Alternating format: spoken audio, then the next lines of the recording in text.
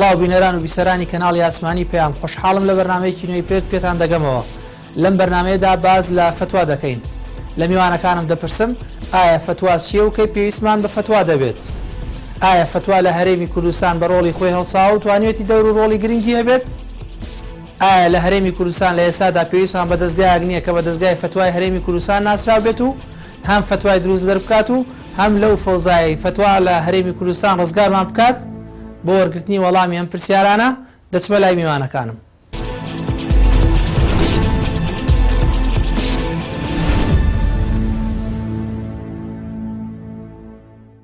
بەناوی خی گەورە و میهرەبان، بە حقیقەت فتوا پێناسەی زیاد لە بۆ فتوا کراوە. کۆمەڵێک لە زانایان هەریەکەیان بە شێوازێک لە شێوازەکان پێناسەی و ناساندنی فتوایان کردووە، بەڵام بەڕای من باشترین و یان برێن کۆکراوەترین فتوا ئەو فتوایە کە ئیبن القەیم ڕەزا و ڕەحمەتی خوای لێ بێ فەرمی ئەلیفتاه هو التەوقیع عن رب العالمین، ینی بڕیاردان لە زیاتی خوای تەبارەک و تەعالا. یان بەشێکی تر لە زانایان دەڵێن فتوا إخبار السائل عن حكم الشرعي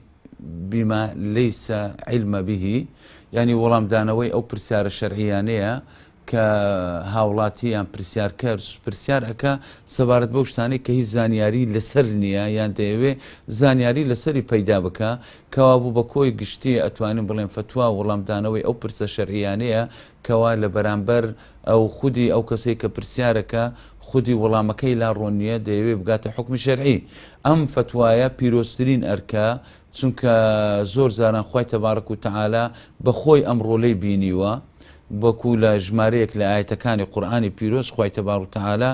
بە وشەی یەستەفتونەکە پرسیاریان یەسئەلونەکە یەستەفتونەکە بەو ئاەتانە هاتیە قل الله یفتیکم، لەن مباشەرەتەن خوای تەبارەک و تەعالا بەخۆی ئەم ئیشە و ئەم ئەرکە پیرۆزە نیسبەت ئەداتە بەلای خۆی و بەخۆی وەڵامی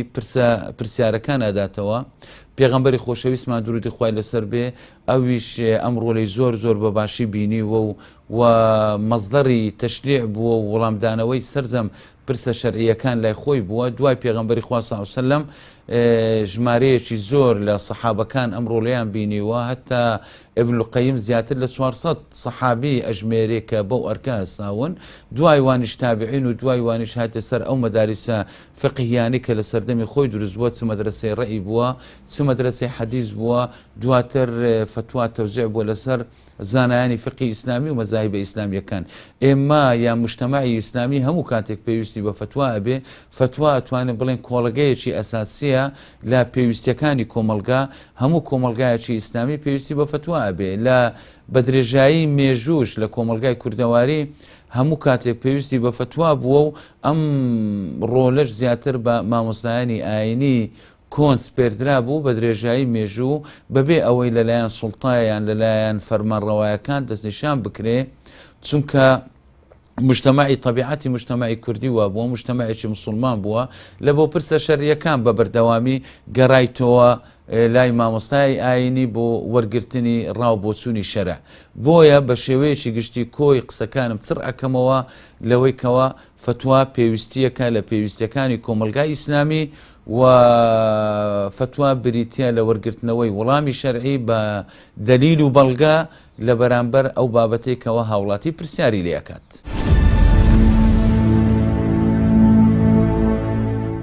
فتوا بریتە لەوەی شخصێک کە پێ ئەڵێن مفتی شارەزایە لە حکمی شەرعی وەرگیراو لە قورئان و سونەت و بە ئیجتیهاد وەڵامی پرسیاری کەسێک باتەوە لە بابەتێکی شەرعی کە پرسیار لە مفتیەکەکە. لە کەیا پێویستمان پێ بێ کاتێکەوەکو شخصێکی دیاریکرا و پرسیارێک لە مفتیەکە یا لە لجنەی فتواکە بکە، یان وەزعێک لە ئەو شوێن و شار و جێگایە ڕووبدا پێویستکە کەواکو مفتیەکە یا لژنەکە کە هی فتوایە بە زەرور و پێویستی بزانی حکمی شەرعی ئەو بابەتە بۆ خەڵک ڕوون بکاتەوە، ئەگەر خەڵکیش بخۆیشیان پرسیار نەکەن. معنایە بە پێی پێویست فتوا قسەی لەسەر ئەکرێ، فتوا دەرئەکرێ، ئەنووسرێ، وەڵام ئەدرێتەوە، چ کەسێکی دیاریکرا و پرسیارەکە بکە، چ مفتیەکە و لیجنە فتواکە خۆیان حاڵەتی وەزعێک لە وڵاتەکە لە شوێنەکە لە ناوچەکە بێتە پێشەوە، خەڵک پێویستیان بەوە بێ حکمی شەرعی لەو بابەتا بزان و بەرچاوڕۆشن. ئەو کەسە مفتیە، مفتی کۆمەڵێ مەرجی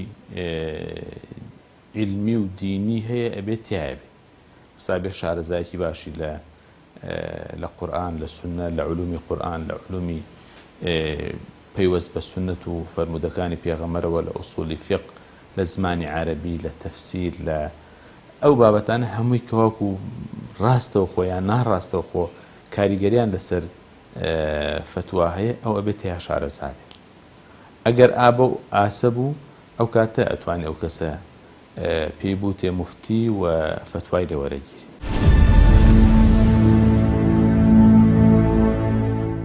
ڕاستیدا بابەتی فتوا وشەی فتوا ئەگەر لە زمانی عەرەبیەکەوە وەرە بگرین و چینەوە سەر مانای ئیسڵاحەکەی بە کورتی ئەتوانین بڵین واتایەک بریتە لە وەڵامدانەوەی پرسیارەکانی خەڵک یان چارەسەرکردنی کێشەکانی خەڵک چونکە ئاینی ئیسلامی پیرۆز ئاینێکە بۆ مرۆڤ دابەزیەوە یەکەم بنەمایە کە ئیشی لەسەرەکە و ڕێسالەی بۆ نادووە لەسەر ئەساس و بنەماکەی بێتە لە ئەساس و بنەما ئینسانی بوون چارەسەری ئەو کێشانە دەکات کە مرۆڤ لە ژیانیدا تێکوێ جا کێشەکان چی کێشەی ڕۆژانە من کە دووبارە بنەوە چ ئەو کێشانە بن کە کێشەی فکری و هزرین کە لە دەرەنجامی مامەڵەکردن لەگەڵ واقعەکە ئینسان تووشی دێ وەڵامدانەوەی ئەو پرسیارانە کە لە ناخی ئینسان دروستە بێ واو چارەسەری ئەو گرفتانەی کە لە دەرەنجامی مامەڵەکردنا دروستە بێ پێوترێ فتوا بۆ یەکا کاتێک کە قورئانی پیرۆز تعبیرەکە لەم واتایە فەرمێ وەیەستەفتونەکە خەڵک هەیە داوای فتوا لێەکەین داوای ڕۆشنبوونەوە و ڕوونکردنەوە یا داوای چارەسەری کێشەکانە لێەکە ئەم جارەکە کەوا بلێرەوە تێبگەیندەوەی ئەگەر فتوا بریتی بێت لە وەڵامدانەوەی کێشەکانی خەڵک لە چارەسەرکردنی کێشەکانی خەڵک پرسەرەکانی دەرونی خەڵک کەوابوو کارێکە لە پیشەکان لە پیشەی زانە خودی زانەوەکو چۆن پزیشکێ لە ناو نەخۆشخانەکانە ئەرکی چارەسەری نەخۆشیەکانی جەستەی مرۆڤە بە هەموو ئەو جۆ چارەسەرانی کەوە ئامڕازی چارەسەرکردن لە هەمان کاتە فتواش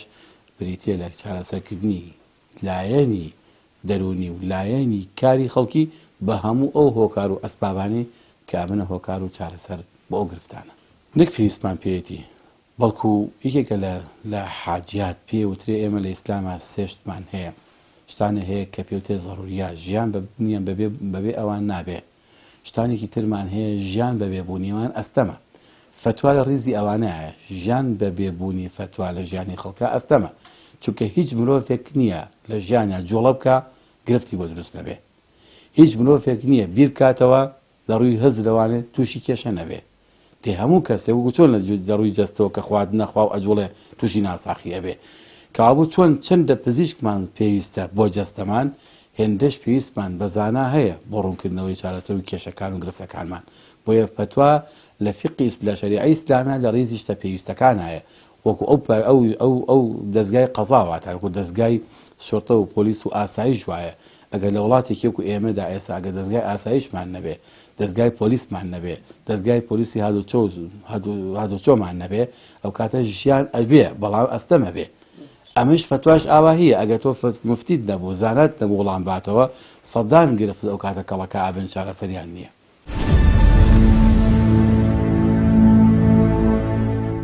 دیارە فتوا بەیانی حکمی خوای پەروەردگارە لەگەڵ فەرمودەکانی پێغەمبەر صلی الله عليه وسلم بۆ ئەو کارانەی کەوا مرۆڤەکان بەشەرەکان پێویستیانە بە تایبەتی مرۆڤە موسڵمانەکان فتوا عیبارەتە لە دەربڕینی و دیاریکردن و ڕوونکردنەوەی ئەحکامە شەرعیەکان لە ڕوانگەی ئاەتەکانی قورئانی پیرۆزەوە لە ڕوانگەی فەرمودەکان صحیحەکانی پێغەمبەری خوا صلی الله عليه وسلم جا ئەمەش ئەبێ کێ بیکە لەلایەن کێوە بکرێ طبعا ئەبێ لەلایەن کەسێکی زانای عالمی خواناسی متقی فکر فرەوانی دڵ ئەهلی ثقەی یعنی دوور لە کۆمەڵێ خرافات و کۆمەڵێ شتی ناوازە و ناشەرعی هەموو کاتێ مرۆڤ پێویستی بە فتوا هەیە هەموو لە هەموو عەسر و زەمانێکە پێویستی بە فتوا هەیە فتواکانیش بە گوێرەی کات و زەمان ئەگۆڕێن بۆیە لە عهدی سەعادەتی پێغەمبەر صلی الله عليه وسلم پێغەمبەری خوا خۆی مفتی بووە پێغەمبەری خوا صلی الله عليه وسلم فتوایە بۆ سەحابەکان ئەوە بکەن ئەوە مەکەن ئەوە حەڵاڵە ئەوە حرامە هەتا دوای پێغەمبەر صلی الله عليه وسلم کە گەیشتۆتە زمانی هاوڵان لە زمانی هاوڵانیشە کۆمەڵی هاوڵی تایبەت بووە بە فتواوە کۆمەڵێ لە زاناکان لە سەحابە زاناکان سەحابە عالمەکان ئەوانەیان کەوا زیاتر مهتەم بوون فتوایان داوە هەم لە پیاوان هەم لە ئافرەتان مەسەلەن لە ناو سەحابەیشە زۆر سەحابە بووە کە خۆی پاراستووە لە فتوا ئاخر فتوا کارێکی قرسە مامۆستا هەیە من فتوا ئەگەر ئینسان بزانێت کە چەندێک قورسە چەندێک گرانە خۆی لێ پارێزێ عەبدوڕەحمانی کوڕی ئەبی لەیلا ئەڵێ ئەفەرمێن من بە خزمەت 120 سەحابە گەیشتوم لە هاوڵانی پێغەمبەر صلی الله عليه وسلم ئەگەر پرسیارن لە یەکێکیان بکردایە پێی خۆش بوو لەم یەکەوە بڕاتە ئەخیر کەس یعنی هەر ئەو بڕوا بۆ ئەو بچێ بۆ ئەو بچێ بۆ ئەو بچێ بۆ یعنی ئەخیر کامیان زۆر عالمتر بوونە کامیان زۆر باوەڕیان بە خۆیان زیاتر بووە ئەویان فتواکە بدات.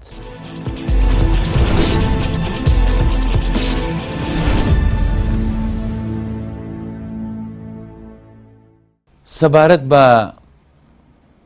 فتوا بە ڕۆلی خۆی هەڵساوە ئێمە بە شێوەیەکی گشتی ئەتوانین بڵێن تاڕادەیەکی باش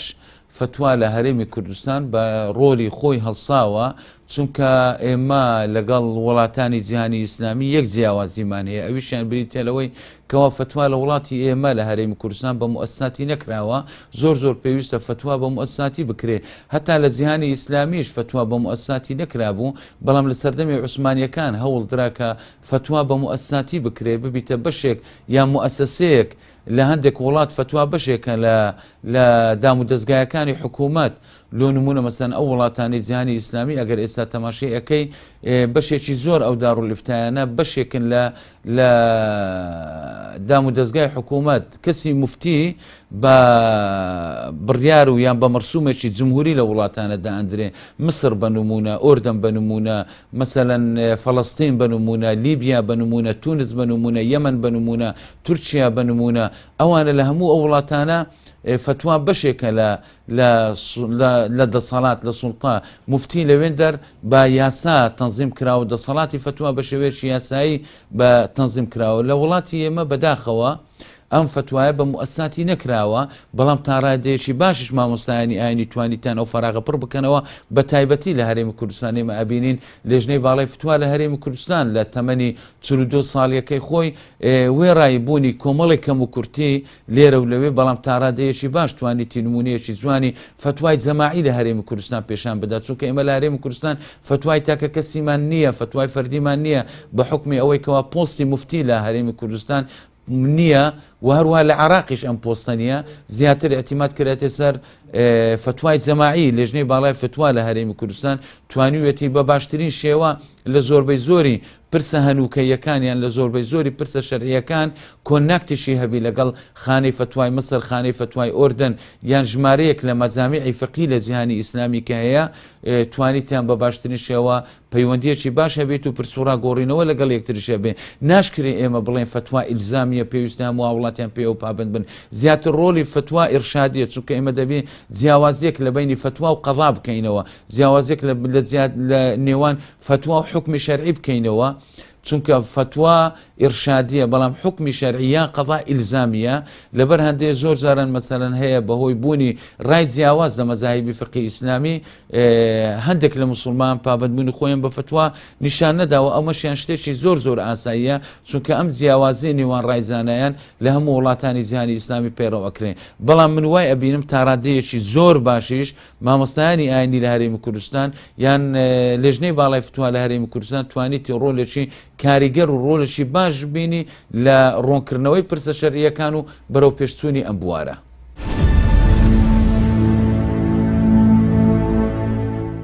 والله من وەکو بە تەقیمێکی دقیق بڵێم ینی لەوانەیە تەفاسیلم وەکو تەفاسیل ئاگا لێ نەبێ بەڵام بە شێوەیەکی کورتی و مجمەل بیڵێم ئەو فتوا و لیژنەی فتوا و یا دەستگانێکەوە فتوادن لە هەرێما دوو جۆرن جۆرێکیان ڕسمی و فەرمی حکومین و ئەوەی کواوکو لە یەکێتی زانایان ئەوانەوە دیاری کراوە و لە وەزارەتی ئەوقاف و ئەوانەوە معاملەی لەگەڵا کرێ جۆرێکیشیان هی شخصی و مامۆسا و کەسایەتی ئیسلامی عیلمیەکانن کەواکو لە ڕێگەی خۆیانەوە چ لە مزگەوتەکانی خۆیانەوە بێ پرسیاریان لێکرێ چ لە ڕێگەی کەناڵەکانی ڕاگەیاندنەوە تەلەڤیزیۆن و رادیۆ و باقی شوێنەکانی ڕاگەیاندنەوە پرسیاریان لێکرێ وەڵامە دێنەوە. جا لەوانەیە ئەم دوو جیهەتە هەردووکیان جیهەتە ڕەسمیەکە کە لیژنەی فتوای هەرێمی کوردستانە ئەویش ئەبێتە دوو بەشۆ لەسەر ئاسی محافەزەکان و پارێزگاکان هەیە لەسەر ئاسی هەموو هەرێمی کوردستانیش لیژنەی باڵا هەیە. ئەوانە بەشێکی باش لە شتەکان لە پرسیارەکان و بابەتەکان وەڵامە دەنەوە، بەڵام مامۆسایانی تریش لە دەری لیژنەی فتواوە هەرێکە بە ڕۆڵی خۆی هەڵەسێ. بەڵام لێرە تێبینێک بڵێم لەسەر لیژنەی فتوا، ینی ئەو لیژنەی فتوانە خۆزگایە وانە بواە وەکو هەموو وڵاتانی تریش وڵاتە عەرەبی و ئیسلامیەکان و وڵاتانی ئیسلامی زۆر جار دەسەڵات و سوڵتە ڕۆڵی ئەبێ لە دیاریکردنی ئەو وەکوڵێ ئەو دەستگا شەرعیانە، لیژنەی فتوا بێ، دەستگایەکی عیلمی بێ، زانکۆ بێ، ئەوە بێ ئەوە بێ. ینی خۆزگا ئەم دەستگا عیلمیانە ئەم دەستگا شەرعیانە ئازادانە کاری خۆی بکردایە. هەرچەند من پێم وایە مامۆسایان لەوانەیە گلەی لەم قسەی من بکەن ئەو بەڕێزانەکان کە من هەمویان ناسم پیاوی شایستە و بەتوانان کە لە لیژنەی فتوان، بەڵام من قسە لە ئالێتی دیاریکردنەکە یەکەم. ئەبوو مامۆسایان خۆیان ئەو مامۆسایانە کە بە قەنەعەتی هەمووان مامۆستای شارەزا و مامۆستای ئاستی ئەویان هەیە کە ببنە بەشدار لەو دەستگای فتوا یا لەو لیژنەی فتوا، ئەوانە و خەڵکێکە لە ئاستی ئەوانەوە نزیکە ئەوانە بێن کەسەکان دیاریکەن، نەک ینی هەندێ ڕێوشوێن و ئالێت و ئوستوبی تر کە پێم وایە زۆر شتێکی ڕێک و پێک و کامڵ دەرناچی. چ حیزب ڕۆڵ ببینێ کە پێم وایە لە کوردستان ئەوە زۆر دیارە، چ مەسلە هەتا مەسایەکێتی زانایان ئەوە چەند کات وەختە مەستا وەختی کۆنگرە و جارێکی تر داڕێژرێتەوە هەڵبژاردننی بۆ بکرێوانەی هاتووە بەس ناکرێ نەکراوە، کە ئەو قشتانش دەکرێت کە ئێمە لە بەشێکی ئاگادارێنی شتی ناڕێکی زۆر تیاکرێ بەڕاستی. زۆر کەس دێنن هەوێی بۆکەن هەر زانای ئاینی نییە، کەسی شەیە زانای ئاینیە، زۆرێکیان هەن زانای ئاینین هەویان نیە یا هەویان بۆ ناکرێ، یعنی بە شێوەیەک لە شێوەکان هەویان بۆ ناکرێت. دەستێت ئەم مفارەقەکە کابرایەک زانای ئاینی نیە هەوێی بۆ ئەکرێ بە ناسراوی بە برادەری بە هەندێک شتی ناڕەسمی نافەرمی. یەکێکی کەش زانای ئاینی، من مەسەلا هەندێک قۆناغ بۆ کە خۆم سەرپەرشتی زانایانم کردووە، مەکتەبی زانایانم کردووە، لە چەند شوێن مامۆسایانمان ناوی و بۆکو لە مستەلزەماتی هەوێکردنیان تەسلیم کردووە سەری ئەو شوێن و جێگا و لق و ناوچەوشتانەی زانایانیان داوە بۆ هەوێکردن هەویان بۆ نەکراوە. لەوانی سەوان بڵێن وانە جا من باسی ئەو زەمنێکم کە بۆ ئەو کۆنفرانس و کۆنگران لەسەر ئەو شێوازە دامەزراوە کە ئەو ناڕێکیانی تیاکراوە. حەقای سەوکو مەسلاوکوی مامۆسایان هەر کەسێ صفەتی مامۆسایی بوو ئەندامە لە یەکێتی مامۆسایانە. هەر کەسێکیش ئیمام و خەتیب بوو یا ئیمام و پێشنوێژ بوو یەک ئەندام بێ لەو ئینا و بەو شێوە بەشداری بکە، نەگیتر کەسێک موەزینە ئەیهێن و کەسێک کوڕی مەلاکە ئەیهێن و کەسێک خادمە ئەیهێن و کەسێک نابێ وابێ. لەبەر ئەو گلایانە هەیە، ئەوە هەر من لە زانایان خۆیانم بیستۆتەوە لەناو هەڵبژاردنەکانە لە شتەکانە کاری لەسەرەکری.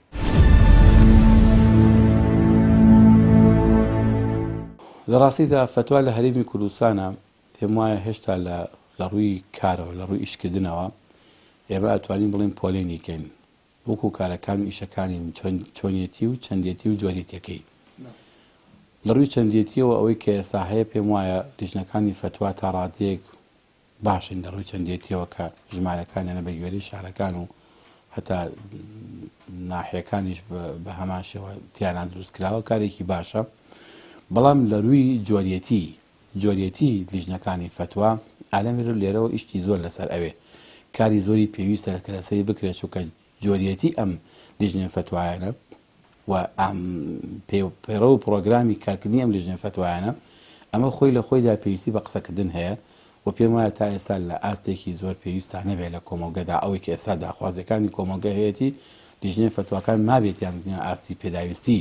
ڕۆژگارەکە پێداویستی سەردەمەکە هەرچەند لە ناڵم خراپە بەڵام لە ئاستی تم پێداویستیەکە نیە پێویست و باشتر وایە. بەڵام لە ڕووی چۆنیەتەکەیەوە لە ڕووی چۆنیەتیەوە پێویستیمان بە دراسەیەکی قوڵتر هەیە. ئێمە لەوانەیە قسەمان لەسەر کردبێ کە دراسەیەکی پێویستەکە لێ کۆڵنیویەکی زیاتری بۆ بکەین کە چۆنیەتەکان بگۆڕین، چونکە ئەم چۆنیەتی کە ئێستا هەیە بەم شکڵی کە ئێستا لە هەرێمی کوردستان مارەسا ئاکرێ، پێم وایە پێویست ناتوانێت هەموو گرفتەکان وەڵامی هەموو پرسەرەکان بە شێوەیەکی تەندروست بە شێویستێکی زانستیانەی سەردەمیانە بداتەوە، چونکە چۆنیەتیەکەی سادەیە، زۆر سادەیە، بڵم لە هەنگاوێکی سەرەتاییدایە هێشتا، چونکە ئەم بابەتە بابەتێکی ئاسان نین. بابەتی فتووا کارێکی پیشەیی زانایانی وریایانی ئامادەکراوە کە ئەبێ خاوەنی ئەزمونێکی پێشینە پاشخانێکی زانستی زۆر بێ جا ئەتوانێت لەم بۆرەدا جگە لە پاشخانی زانستی پاشخانێکی وریایی ئامادەبوون لە کۆمەڵگەیە، چونکە مفتی نابێت دابڕێ لە کۆمەڵگەی خۆی. کاتێ مفتی ئەتوانێت لە گرفتی خەڵکی چارەسەر بکە ئەبێ خۆی لە ناو واقعێکی خەڵکا بژی. بۆیە کاتە سەرنجە دێن ئەو ئیمە پێشەوا بەڕێزانەی پێشینی ئێمە کاتێک کەس بە باسی بێع و معاملەیەکیان کردبێ فرۆشتنیان کردبێ جارێ خۆیان چوون لە بازاڕەکانە دانیشتون گویان گرتووە تا ئاشنا ببن لە شێوازی مامەڵەکەی خەڵک لە بازاڕەکانە چۆن ئەیکەن و چی ئەکەن. ئەو کاتە فتوایان داوە کە ئەمە دروستە یان نادروستە، چونکە هێندێک بە نوێنە هەیە ئەگەر تۆ لە ناو کتێبە بۆی بگەڕێ شتێکی ترە لە ناو واقعا شتێکی ترە، و ئەوەی کە کەسەکە بۆ دەگێرێتەوە لە واقعەکە بۆ ڕبۆڕ و نەکاتەوە وەکو ئەوە نییە کە خۆچی لە ناوێ ئامادە ببی. بۆیە هەتا پێویستەکە هێندێک مفتی ئەگەر بێ لە فتوا باشتێگا خۆی هێندە معاملەی بە فعلی ئەنجام بە زانە ئایا ئەم معاملە بە فعلی ئەمەیە کە لە کتێبەکە هەیە یا شتێکی تر و شێوازێکی ترە، و ئەم شێوازەیە چەندی زیادەکراوەکەی دوورە لە ڕۆحی شریعەت و چەندێکی گونجاو لە ڕۆحی شریعەتە. ئەمانە شتانێکن لە ڕووی چۆنێتێکەوە پێویستی بە گۆڕانکاری گەورە هەیە، گۆڕانکاری باش وەکو چۆن لە ڕووی نەوعیەتیەوە بە هەماشەوە جۆرێتەکەشەوە پێویستی پێ هەیە. بۆیە کاڵم لێژنەی فتواکان لە هەرێمی کوردستاندا ئەوەی کە هەیە تا ئێستا هەنگاوی ناوە، هەنگاوی باشیشی ناوە، توانیوێتی کاری باشکە لە هێندێ بواردا. یەکێ لەوانە تا ڕادەیەکی باش توانیوێتی تقریبەن ڕێبگرە لە جۆرە لە فەوزای فتوا، هەرچەند ئێستا فەوزای فتوا هەیە بەڵام کەمی کردوێتەوە تا ڕادەیەکی ئێستا چەند ساڵێکە و دۆ دەبەرەوە کەمیێڕن. یەکێ لەوەستانی کە ئەتەگوجێ بەڵام یانی بەدی ئەەکەین ئەوەیە جۆرێک لە هێزێکی داوە بە یەکێتی زانایان کە توانیوێتی لە هێندێ ناوە تا مشارەکەکان لە هێندە ناوەندی کۆمەڵایەتی بە تایبەتی گرفتەکانی ناوخەڵکە بەشداری جدی هەبێ، بەشداری ئازاهانی هەبێ. لیژنەی فتواکان بەڕاستی ئەوەی کە کۆلۆک ئیشانی کە کردویانە بووە کە ئەڵم ئەمە ئیکە ئێستا هەیە باشە، بەڵام باشتر ئەوەیە دەستگامان هەبێ.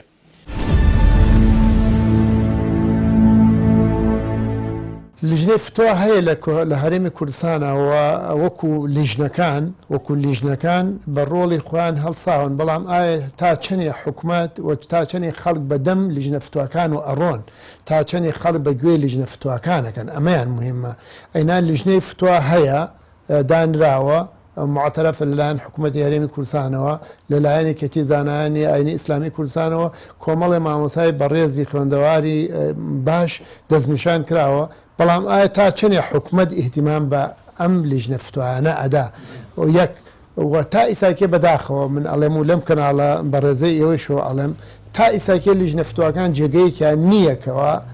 دیاری و بێ و معلوم بێ و علامەتێکی تا هەڵواسرا بێ و خەڵک بڕوە لەو شوێنەوە کێشەکانی و مشکلەکانی خۆی تەڕحکا و تا مامۆساکان و زانایان فتوایان بۆ بدەن و ئیشەکان حەل ببێ و مشکلەکان نەمێنێ. لیژنەی فتوا هەیە، بەڵام ئایا لیژنەی فتوا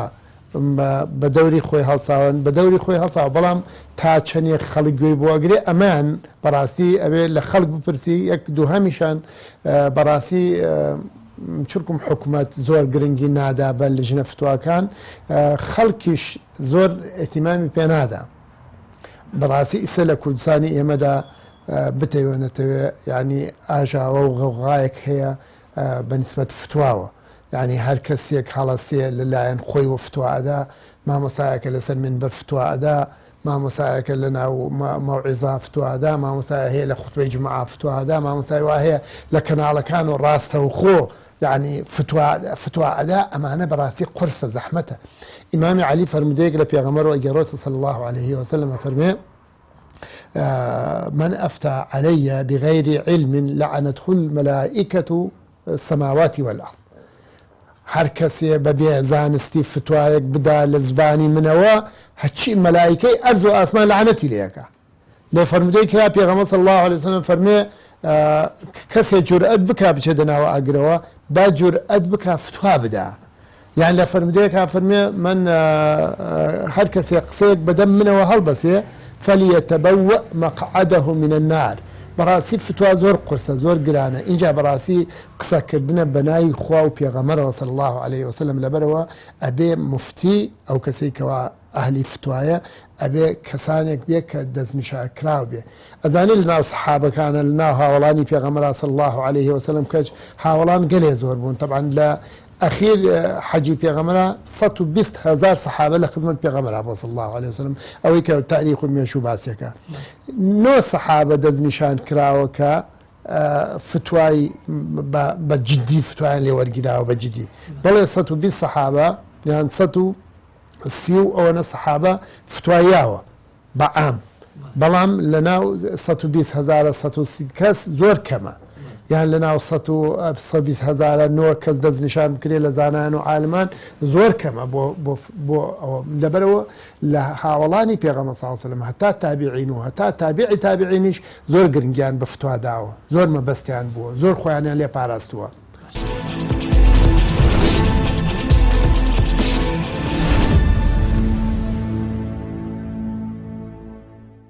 بحقت ئێمە لە هەرێمی کوردستان پێویستیمان بەوەی فتوا بە مؤسساتی بکرێ لە وڵاتانی جیهانی ئیسلامی کۆمەڵێک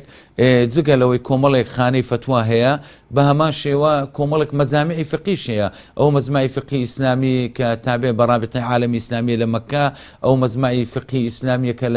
لە جدەدا ئەنیشێ ئەو مەجلیسی ئیسلامی للبحوث والإفتاء أو مجمع بحوثي إسلامية لأزهر كومالك مجامع فقهية أو مجمع فقهي إسلامي السوداني هي كومالك مجمع فقهي إسلامي هي لزياني إسلامي كفعلا توانيتان تارادي شي باش دیدی نوێ یان خوێندنەوەی نوێ بۆ پرسان و کەیە فەقیهیەکان بکەن ئێمەش لە هەرێمی کوردستان پێویستمان بەوەیە مؤسسات بە فتوا بە مؤسساتی بکرێ بە شێوەیەکی ڕێک و پێک تەنزیم بکرێ بەڵام هیچ کاتێک من لەگەڵ فتوای فەردی نیمە هیچ کاتێک ئێمە لەگەڵ ئەوە نینەکەوە مفتیەکی تایبەت هەبێت لە بۆ هەرێمی کوردستان و هەموو پرسە شەرعیەکان لە تاکە کەسێک کۆ بکرێتەوە چونکە فتوای جەماعی سلوبی فتوای جەماعی سەرکەوتووتر بووە لە فتوای تاکە کەس لە خۆناغی ئێستاش ئێمە هەرێمین وڵاتێک سربەخۆنین بەشێکین لە عراق مفتی ڕسمی نییە پۆستی مفتی دوای مامۆستا مەلا عەبدولکەریمی بیارە ڕەزا و ڕەحمەتی خوای لێبێ ئەم پۆستە بە بەتاڵی مایەوە هەرچەندە مامۆستا مەلا عەبدولکەریمیش وەکو پۆستێکی کە ناوی مفتی لێندرا مفتی دیارە العراقیە وەکو مؤسسەیەکی حکومی نەبوو بەڵکو خەڵک و مامۆستایانی ئاینی لە عراق بە کورد و عرب بە تورکمان بە هەمویان ئەم کەسەیان وەکو مەرجع و سەرچاوەیەکی فتوا لە بۆ خۆیان ئەژما کردبوو لەبەر ئەوە لە عراقیش مەسەلەن هەنگاو زانە عەرەبەکانی سونە هەوڵیاندا کە مەجمەعی فقی عراقی دروست بکەن لە جیاتی دارولئیفتا ئێمەش لە هەرێمی کوردستان ئارەزوومەندین و خۆوە هیواشمان وایە کار بکرێ بۆ ئەوەی مەجمەعی فقی ئیسلامی مەجمەعی فقی کوردی دروست بێ کۆمەڵێک زانای ئاینی کوردی تێدا ئەندام بن بۆ ئەوەی لە پرسە شەرعیەکان و پرسە هەنووکەیەکان قسە و باس و دید و بۆچوونی خۆی هەبێ هەرچەندە لێژنێ باڵای فتوا لە هەرێمی کوردستان ئێستا بە تایبەتی لە قۆناغی ئێستای دەماوەی ئەو 1-2 ساڵی ڕابردوو نوێبوونەوەیەکی باشی بەخۆوە بینی و ئەتوانم بڵێم تاڕادەیەکی باش کاری مەجمەعی فقی ئەکە بەڵام بە مؤسساتی نەکرایە وەکو پێویست لەوانێت تاڕادەیەک پێویستی بە ڕێخستنەوەیەکی باشە بێ ئێمە هەموو کاتێک لەگەڵ ئەوەی نەکەوە فتوا لە هەرێمی کوردستان هەم پارێزگاری لەسەر بەخۆی خۆی بکە و هەم شوێنی متمانە و مەرجعیەت بێ لە بۆ سەرجەم زانایانی ئاینی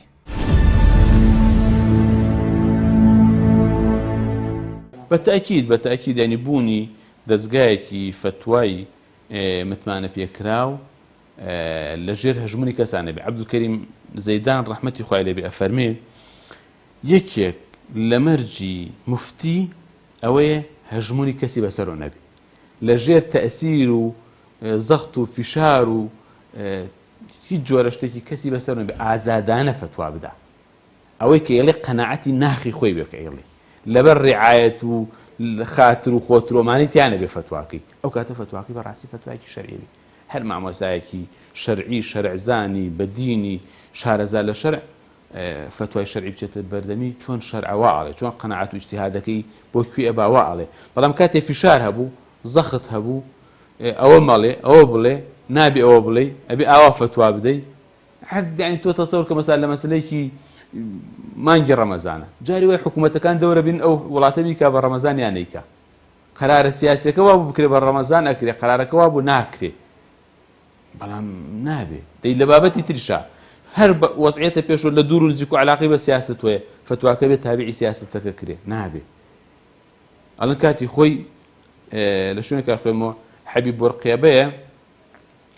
لە تونس ئێوێ ڕەمەزان گەرم و هاوینەوە بە حسابی خۆی ڕەمەزان دواخە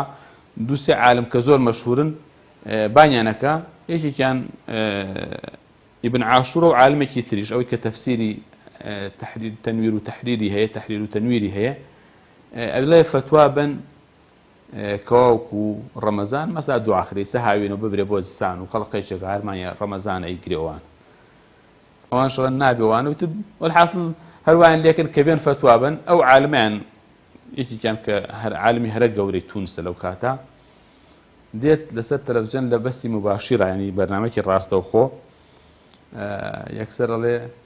بە پرسیارەوەی لێکن و ڕەمەزان و دواخری و جەنابەت ڕاچیانی وا حسێبەکەن مامۆسا ڕازی بووە و ڕەمەزان دواخا بۆیان چەند مانگی مامۆسا ئەڵێ صدق الله وكذب حبيب بۆرقێبە ڕەمەزان هەر لە شوێنی خۆیەتی و حەزبی بۆرقێبە کێ تەمەن دوای تووشی سەرێ شەوشتی شەبێ مامۆسا ئەبێ فتوا وابێ نابێ فتوا تابعی سیاست بێ بێ فتوا سربەخۆ ئازادانە قەنەعەتی لیجنە فتواکە چی ئەوە بێ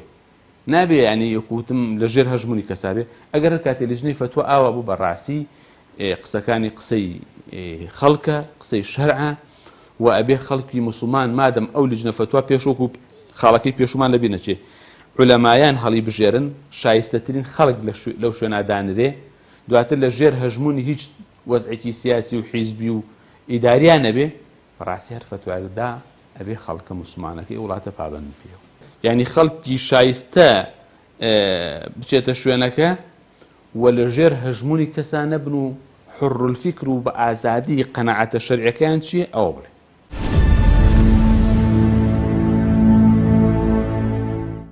جارێرەوە کە بڵم بڵێ بڵێ پێویستمە دەستگایەکی باش هەیە دەستگایەک نە تەنها بڵێن ناوی دەستگای فتوا بێ هەر تەنابەوە پێم وایە دەستگایەکی فتوای زانستی و نەوەعی تایبەت بە هەرێمی کوردستان کە لەم ژینگەی خۆمانە و بە زبانی خۆمان و بە زانانی خۆمان بە ڕوویەکی فیقیانەی سەردەمیانە بۆ چوونمان بەرامبەر بابەتە تازەکان و نوێەکان نوێکەینەوە من ئەڵم گرفتێک جارێکە هەیە پێش هەموو شتێ ئەبێ چارەسەریکەین جا دەستگا دروستکەین گرفتەکە ئەوەیە زانایانی ئێمە لە هەرێمی کوردستانە پێویستمان بە هەنگاونانێک هەیە ئەویش هەنگاونانەکەمانە دەرچوونمانە لەم واقعی کە ئێستا تێدا ئاژین کە زیاتر نەکراوینێتەوە بەسەر دنیای خوێندنەوە زانستا ئەوەندەی کە بەدەوری دەوری خۆمانە هەر کەسەمان بە دەوری لەیلایەکە ئاجوڵینەوە یا بە دەوری چەند بابەتێکی دیاریکراوە ئەخولێنەوە ناتوانێت دەرەوە بۆ ئەوەی کە بگەینەوە ئەو واقعی کە کۆمەڵگە داوامان لێکا کە چەندین شتی تازۆ نوێ هەیە پێویستی بە قسەی ئێمە هەیە بۆ یە کە ئەڵم ڕۆوە ئەبێ جارە پێشەکی زانان ئامادەگی تەواویان تیابێ کە هەمومان وەکو زانانی هەرێمی کوردستان یەکێتی زانان دادی ڕۆڵی تایبەت لەماکە الحەمدوللا ڕۆڵی باشی بینیوە ئەو یەکڕایەت دروستکە کە زانانی ئەم سەردەمەی ئێستا پێویستیمان پێێتی جۆرێک لە هەنگاونان لە کاری زانایەتیە بنین جۆرێک لە نوێخوازی بێت چ لە ڕووی جوڵەکردنی ناو مزگەوت و بەڕێوەبردنەکانی چ لە ڕووی قسەکردن و زبانی گوتارمان بۆ خەڵک چ لە ڕووی قسەکردنمان لە ڕووی دەقە شەرعیەکان و فقیەکانمان ئەمەی بەڕاستی بە کاراکردنی لایەنە زانستیەکەیە چونکە ئەوەی کە باڵی ئەم لایەنە ئەشکێنێت و وەلاوازی کردووە نەبوونی لایەنە زانستیەکەیە ئێمە لایەنی زانستی ژێرخانی زانستی ئەبێ بەهێزکەین ئەم کاتە ئەتوانی هەنگاو بڵین بۆ دروستکردنی موسەسەیەکی باش ئەم موسەسەی ئەم دەستگایی کە دروستکرد دەستگایەکی فتوا یەک دەستگایەکی گەورە بێت بە ناوی هەرێمی کوردستانەوە و لە خۆگری چەند بەشێ بێ یەک بەشیش نەبێ یعنی لە هەموو شارێکە نووسنگی تایبەتی خۆی هەبێ و دەستگای یا بەشی هەبێ لە چەند بەشێک پێ بەشی وەرگرتنی فتوا بەشی دۆزینەوە یەکەم جا وەرگرتنی پرسیاری خەڵک وەرگرین لە خەڵک و پرسیارنی کە هەیە یان سیاغداڕشتنی ئەو پرسیارانەی ناو کۆمەلگا هەنگکۆی کەنەوەدا ڕێژین بە شێوازی پرسیار بینی لیژنەیە تەنها ئیشی هەر ئەمە بێ لە کۆمەلگا بگەڕێ بە شوێن ئەو بابەتانەی کە پێویستی بە قسەکردن هەیە چین کویان کاتەوە وەسیاغێکیان بۆ بکە بیدات بە لیژنێکی سەتری خۆی لیژنێکی ترمان هەبێ ئەم لیژنە هەر لە دەستگاکە ئیشی ئەوە بێ ئەمانە لە ڕووی تەسیری شەرعیەوە ئەم بابەتە نوێیانە ئەبێ ئیجتیهادی توێ تازی بۆ بکرێ ئیجتیهادی تازەش پێویستی بەڕاستی بە ئیجتیهادی تاکڕەوانە لەم سەردەما دەستەما کەسێ بتوانێت بەتەنها خۆی ئیجتیهاد کا و بەتەنها خۆی ڕابڵێ باشتر وایە ئیجتیهاد و لێکۆڵینەوە قسەکردن لەسەر بابەتەکان لە ڕێی کۆمەڵەوە لە ڕێی جەماعەتەوە بێ لە ڕێی مەسەر دەستگاوە دەستەوە بێ دەستەیەک بێ کۆ بیرکەنەوانێ فتوای دۆزنەوە بۆ ئەم بابەتە تازە یا ڕای شەرعیەکە دەڕبن لەسەری ئەم دەستەیە ئیشیان ئەوە بێ لە ڕووی تەسیری شەرعی بۆ بکەن دەستەیەکی ترمان هەبێ کە داڕشتەوە بکەن بۆ ئەو فتوایە و پیاچونەی بۆ بکەن یا دەوڵەمەندتری کەن ئەم جا دوایی بە ناوی فتوای هەرێمی کوردستان بڵاو کرێتەوە ئەمە باشترین خزمەتەکە بە هەرێمی کوردستان بە وڵاتمان ڕێگرێت لە جۆرێ لە ئەو فەوزایی کە ئێستا هەیە و ئەو هەموو ڕاجیاوازی کە ئێستا لەسەر لە فقی ئیسلامیا دروستە بێ لەسەر بابەتێک تەمەخۆ ڕاجیاوازەکە خۆی نیشانەی دەوڵەمەندبوونی ئیسلامە ڕاجیاوازەکە خۆی نیشانەی باشەیە لایەنی ئیجابیە بەڵام ڕێخستنەکەی گرنگە ئەگەر ڕاجیاوازەکان هەمووی بەیەکجا بوترێن خزمەت ناکە ئەلەم ڕاجیاوازیە باشتر و باشترینمان هەیە باش و باشترینمان هەیە یا گونجاو و گونجاوترینمان هەیە بە شوێن ئەوە بگەڕین کامی گونجاو و کامی گونجاوترە ناکرێ هەموو ڕاکان یەک جارە بڵێن بە خەڵک ئەبێ هەموو ڕاکان بنووسین بەڵام کامیان ڕای گونجاوترە بە خەڵکی بڵێن حتمما ئەگەر بتوانین بۆ شێوازە بێ دەستگاکە و کوبدە دەستگاکە کە پێشەکی دروست کراوە لە شێوازێکی ئەکادیمی زانستی دروست کرابێ و هەروەها لە ڕێی ئەوەی کێکی زانایان بە کۆدەنگی هەمومان ئەو ئامادەیمان تیاابێ گوێ بگرین بۆ دەستگایە بەڕای بە هەمومان دروستیکەین بەڵێ توانێت ڕێ بگرێت لە زۆر لەو ڕاجیاوازیانە و زۆر بابەتی تریشمانێک کە ئێستا ئەزمەیە ئەویشمان بۆ چارەسەرەکە چونکاتە ئەم بۆ چولانی کە دروست ئێستا ئەوی کە عازی جەناب دەکەم ئەگەر بەم شێوازە بێ فتوایەکە دەرێت لە هەرێمی کوردستانە و گوشراوی عەقڵ یەک نەفەر نییە لەوانەیە 20 نەفەر تیا بەشدار بوو بێ 20 زانای هەرێمی کوردستان لە دروستکردنی فتوایەکە بەشدارە بێ و ئەشتوانی ژمارەکە زیاتر کەی تو ئەو دەستگایە توانێت بەشی زیاتر کاتەوانی بیکا بە 50 کەس لە فتوایەکە بەشدار و کاتە عەقڵی 50 کەس لەکوێ و عەقڵی 3 نەفەر لەکوێ زانستی 50 کەس لەکوێ و زانستی 3 نەفەر لەکوێ ئەو کاتە ئێمە ئەگەر فتوایە 50 مامۆستای زانای هەرێمی کوردستان پێکۆ دەریان کرد ئەو کاتەوە کە پێچەوانەیە وەسێتەوە بێتە کەمینە ناتوانێت لە ڕووی ئەو کەسا بجامجە ئەمە ئەوتم ئەم شتانی کە جەناب باس کرد هەموو ئەمانە ڕاکانە گونجێ هەموو ڕاکان باش بن بەزە گوتمان لەمانە باشترینیان کامەیە ئەمە هەمیان جوانن ئەی جوانترینیان کامەیە یا هەمویان هەمیان جوانن بەس گونجاوترینیان بۆ وڵاتە ئێستا کامەیە ئەبێ بەڕاستی بیر لەمە بکەینەوە چونکە خۆم ئەم لە فقی ئیسلامیە ڕاجیاوازی زۆرمان لە بینی زانایانە بەس بۆچی ئێمە هەمیان بێکجار ناڵێین ئەوە بۆ چارەسەری گرتی خەڵکە ئێستا کەسێک دێرە کەسێک بۆ کەسێک ئەگۆڕێ کەسێکی کێشێکی ڕووی داوە جۆرە ڕێی مناسبە ئەو فتوا بۆ ئەوە دەین کەسەکەیت کە دێ گونجێ ئەو حاڵەتی ئەوی نەبێ کە ئەو گونجاوتر بۆ ئەم حاڵەتی تریانە بۆ ئەو کاوی استفاده لە هەردوو اختلافەکەکەین بەڵام بە ئیجابی نەک بە سەلبی ئێستا کاتێک کە ئەوترێ بە یەکجار ئەوترێ بێتە سەلب بۆ خەڵک لایانی نەرێنەکەی زۆرتر لە ئەرێنەکەی بەزەو کاتێک کە دەژنەی فتوا هەبوو یا بڵێن دەستگاکی فتوامان هەبوو لایانی ئەرێنی دایمە زۆرە نەرێنەکان بە هیچ شێوازێک دووبار ڕۆڵیان نامێنێ ئەمە خۆی بەڕاستی گرنگە وام تێگەشتنش لە فتوا زۆر گرنگە من تێبگەم کە من کاتێکگەمە ڕەئیەک مانایەوە نییە بەرامبەرەکەم هەڵەی کردووە ئەو قسەیە بێ بزانین چونکە ئێستا ئیجتیهاد لە فقی ئیسلامیە مجتهیدێک ناتوان بڵێ فڵان مجتهید غەڵەتە بەڵام ئەڵێ ڕەئی من ڕاستە بەس احتیمالی ئەو احتیمالی غەڵەتی هەیە ڕەئی منی ڕاشە احتیمالی هەڵەی هەیە هەردووکمان هەیەویش احتیمالی ڕاستیەکە هەڵەیە لەو ئەم احتیمالە من لێک نەکردەوە ئاسانە گەشتن بێتەوە و ئاسانیشە بێ خەڵک بتوانێت بە جوانی ئەویش فتوایی کە بۆیە دەی جوان جێبەجێکە تووشی گرفتی فکریش و هزریش و کۆمەڵاتیش نەبێت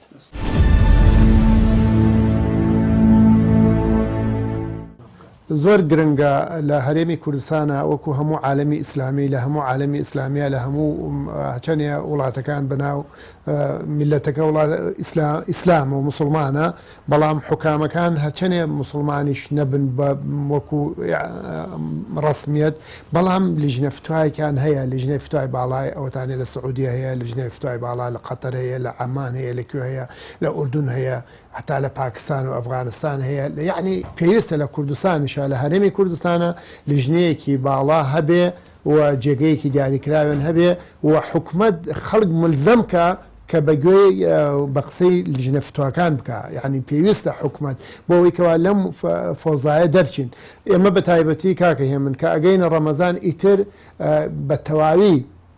کێشە و مشکلەیەک دروستە بێ لە ناو خەڵقیە یان هەرەکەوێتە زستان ئیتر کێشە دروستە بێ یەکێ جەمعەکە یەکێ نایکا یەکێ کوێکاتەوە یەکێ نایکاتەوە لە ڕەمەزانە ئیتر دەسەکرێتە فتووە بە پارە دروستە بە پارە دروست نییە سەر فترە ئەبێ وا بیدەی وا نەیدەی ئەمانە هەمووی کێشەیە کە بۆ خەڵکی جەژن نێبێ مەسەلەن یان بەنسبەت تەلاقەوە بەڕاستی ئەمڕۆ زۆرینەی خەڵکی